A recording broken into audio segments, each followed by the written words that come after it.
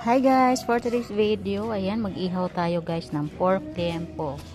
Ito na yung iihaw natin. Ayan, nakamarinid na yan guys. Ayan, oyster sauce lang yan, tsaka bawang, paminta, ayan, din kalamansi. Ayan, ito na yung uling natin.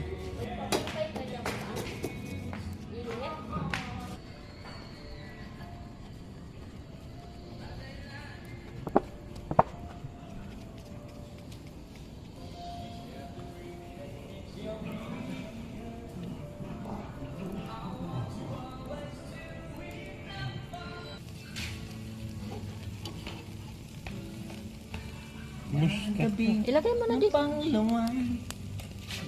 Ini sa hand. Diba?